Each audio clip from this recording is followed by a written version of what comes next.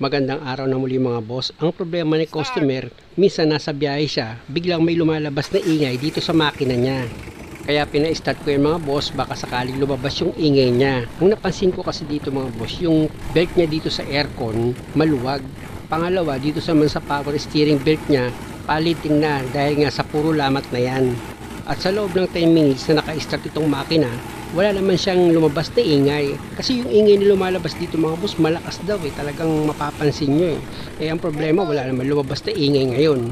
Ang ginawa ko na nga mga boss, baka sakaling lumabas yung ingay niya, pinapihit-pihit ko yung manibela, tapos naka-on yung aircon, pero wala talaga siyang lumabas na ingay. Pati nga itong timing belt niya at yung mga bearing dyan mga boss, pinakiramdaman ko na rin, pero walang ingay na lumabas. Pakinggan nyo mga boss, normal naman itong ingay ng makina niya kasi diesel yan, natural yan na ingay.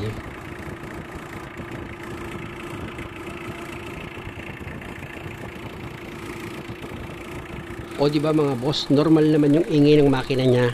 Pero sa pakiwari ko mga boss, kailangan na din ito i-change oil dahil nga sa meron ako naririnig na lagitik. Pero yung reklamo kasi ni customer hindi lagitik dahil nga sa nang pinanood ko yung video, kaskas yung naririnig namin. Ayun nga kay customer, napalitan na ito ng alternator belt at ng aircon belt. Pa-switch off ko muna itong makina mga boss dahil ang susunod kong gagawin dyan, papalitan ko itong aircon belt pati itong steering belt ni customer. At isa sa priority kong i-check up dito mga boss, itong idler pulley bearing niya.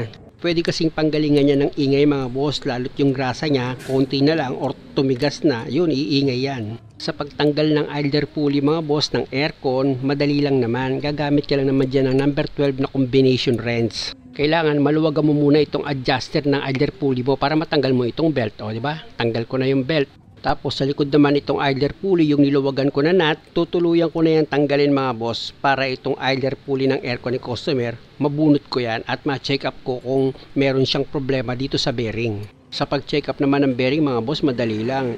Ikutin mo lang yan. Kung magaspang siya, pihitin o kaya may ingay. Na pag wala ka namang marinig na ingay at okay naman yung ikot niya, continuous, okay lang yan, walang problema. Balik ako dito sa belt. Dahil nga sa nakitaan ko ng lamat itong power steering belt ni customer, positive yan mga boss, papalitan ko yan. Meron ka naman dyan luluwagan na isang bolt na number 14 sa harapan at dito sa likuran, isang bolt din na number 14. Luluwagan mo lang yan mga boss, hindi mo kailangan tanggalin yung bolt. Na pag naluwagan mo na yung dalawang bolt, itulak mo lang itong steering pump paabante para maluwag mong matanggal itong steering belt. Importante lang mga boss na tandaan nyo yung inikutan nitong belt ng mga pulley tsaka mo ilusot dito sa radiator pan para matanggal mo na siyang tuluyan. At dahil sa natanggal ko na itong belt mga boss, kung makikita nyo puro lamat na yan, bitak-bitak na siya. Ito nga yung sinabi ko kay customer na pwedeng panggalingan ng ingay kasi pasulput-sulput lang yung labas ng ingay niya kaya possible yan dito sa belt. Lalo na't bitak-bitak na. O ito na ngayon mga boss yung bagong bili ni customer na power steering belt. Ilalagay ko na rin yan. Sa paglagay naman yan mga boss, same procedure. Kung paano mo siya tinanggal, ganun mo rin siya ibabalik. Basta lagi nyo lang tatandaan yung mga ipin yan dapat nakalapat sa pulley. At pag okay na, pwede kang gumamit ng tubo na maliit para ma-adjust mo na ngayon itong power steering belt mo. At sa pag-adjust naman ng power steering belt mga boss, syempre wag naman yung sobra sa higpit. Dapat yung tama lang. Hindi pwedeng sobra-sobra ka sa pag-adjust mga boss. Pwedeng makarinig ka ng ugong. Dapat yung tama lang na hanggat maaari may clearance siya, ganyan. O, diba? May clearance. At dahil sa okay na ako dyan, dito naman ako sa pagkabit ng idler bearing ng aircon ni customer. Ayan mga boss, yung pulley niya. Wala kasi akong nakitang problema dyan mga boss. Okay naman yung pihit niya. Kaya ibalik ko na yan sa dati niyang position. Pasensya na kayo mga boss dahil nakuberan ko. Basta lagi nyo lang tatandaan, pag ibinalik nyo na itong idler pulley ng aircon nyo, dapat nakasentro yan. Ibig kong sabihin, dapat pasok siya sa guide para pag nag-adjust kayo, walang problema. At dahil sa okay na yung pagkakalagay ko dyan mga boss, ito na ngayon yung bagong aircon belt ni customer. Sa paglagay naman ng aircon belt mga boss, madali lang yan. Papatong mo lang yung mga ipin yan sa bawat pulley na iikutan niya. Meron naman yung adjuster na pag nahirapan ka ilagay itong belt sa pulley, luwagan mo lang yun. I-close up ko ng camera mga boss. Dapat yung ipin yan dito sa pulley, sigurado ka na nakalapat ganun dapat.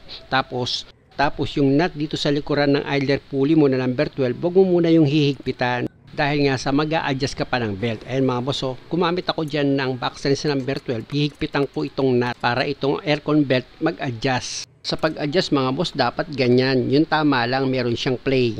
At pag okay na, dito ko naman sa paghigpit ng nut dito sa likuran ng idler pulley mo. Higpitan mo na ng maayos yan. Isingit ko lang mga boss, sana lagi kayo nakakakuha ng idea sa bawat video na ginagawa ko. At kung maaari, huwag niyo naman sanang kalimutang mag-subscribe sa channel ko. Salamat! At kung sa palagay mo, okay na yung pagkaka-adjust mo sa mga belt, pwede ko nang ipa-start itong makina para malaman natin kung magkakaroon pa siya ng ingay. Kaya lang dahil sa malayo pa ang uuwian ni ma'am, taga Montalban kasi siya, sabi ko sa kanya, obserbahan niya na lang kung meron pang lalabas na ingay, tsaka niya ngayon ako i-chat